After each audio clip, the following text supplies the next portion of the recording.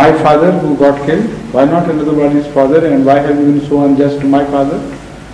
So it would be as unreasonable a question to put to God as it would be unreasonable to put to the British government, because the rules are laid down for this battle between life and death. And man is initially responsible for maintaining his own health to some degree, but he is also affected by his parents, as his parents were also affected by their parents, and the environments and things. All these are the factors playing very subtle role in the final outcome of this struggle between life and death. And somebody must die somewhere. And it does not mean that God is being unjust to that particular person. Because if you shift the death from there to some other person, then again the question would arise why God chose that person.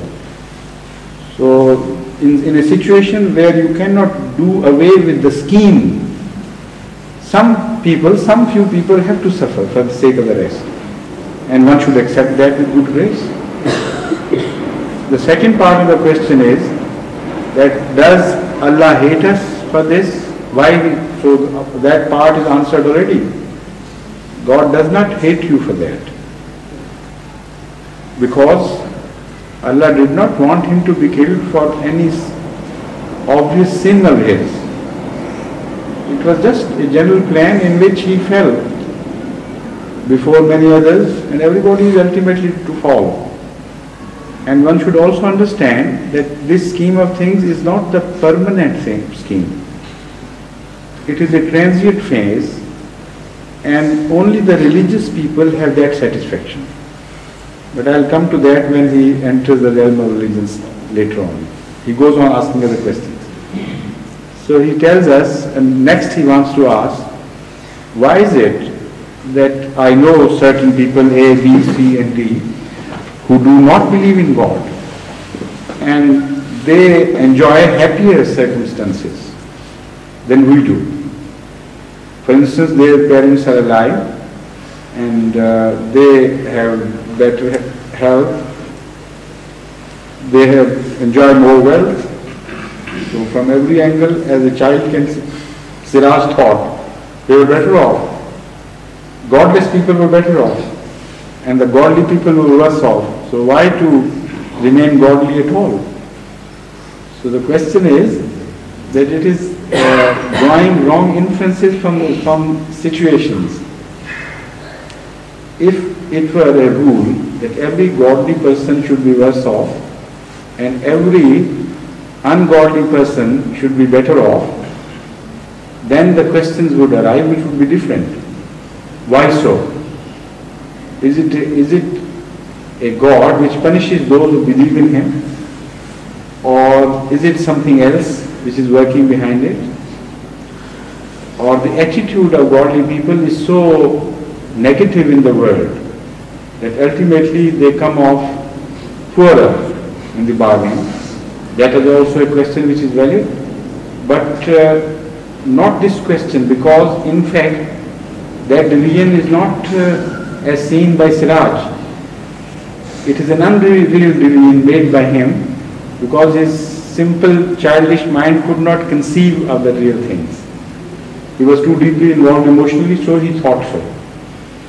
Ungodly people, compared man to man with religious godly people, are much worse off as compared to the godly people. But there are some among them who suffer, and there are other rules and regulations which are operative, which have nothing to do either with the belief in God or the otherwise. Those rules have been laid down in the Holy Quran as natural laws. They treat mankind alike as such, and whether they believe or do not believe, their enjoyment of health or wealth and things, it has nothing to do with these things. They also suffer from calamities. They also suffer loss of health and wealth and dear ones. they also gain things and lose things. So these are the general rules operative both in the religious and non-religious world. So this hard and fast line drawn between the two regions is not a factual line, it is just an imaginary line. There are other godly people whom Siraj knows who are very happy, who neither lost their parents, nor wealth, nor other means of happiness. So why shouldn't he look at them and say godly people, some godly people are good and some are bad? So what is the difference between the two? I mean, these should be the questions and not the first question. The fact is, again he goes on, further enlarging the same disturbed state of his mind. He tells that I was praying all the time. Why were not my prayers accepted? So again the answer is that if religion was as simple as that whoever believes, immediately his every prayer of his would be accepted, so that even the scheme of things which has been created by Allah would be altered and sacrificed to the individual prayers, then everybody would become religious. Then a new scheme would evolve. Let's conceive that situation to be the right one. Then Siraj's prayer will also be accepted, and A, B, C, D, E, F's prayer will also be accepted.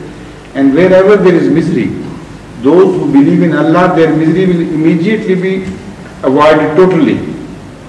And there will be no misery whatsoever for the godly people. And all the misery will be left for the ungodly people. If that happens, the Holy Quran very clearly mentions it. If we had so chosen, we could have given a life of heaven on earth to those people who believed. In that case, there would be no one left who would be atheist. Because the more they are materialistic, more they would run to material gains. Because just by believing in Allah and praying occasionally, they would avoid death, they would defeat the phenomena of trouble and misery and things. So a completely new scheme would evolve. So in that case, Allah says that is not worthwhile. I reject that possibility.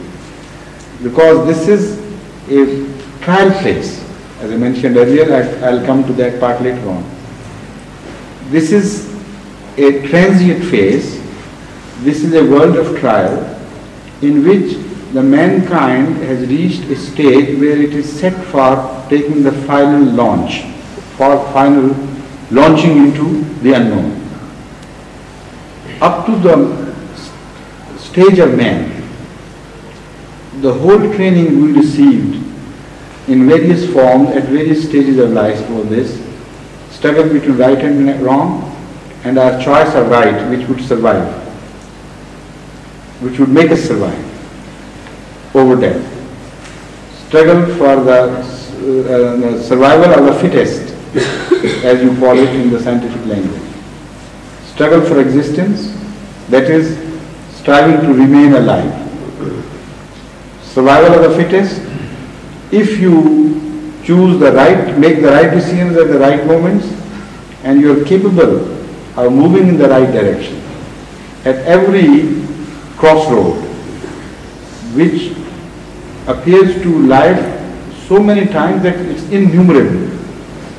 Every morning, from morning till night, you are offered the options between the two crossroads, right or wrong. So in the pre-human stages, the result is automatic and immediate. You take a wrong course and you are destroyed, immediately or slowly. But the right survives and goes on adding good qualities to you. This is the survival of the fittest. So we have reached a stage when we became man. We reach a stage of consciousness where we are fit now to take a launch into the unknown future, when bodily existence would be left behind and the soul would lead an independent life. And what we do here would reflect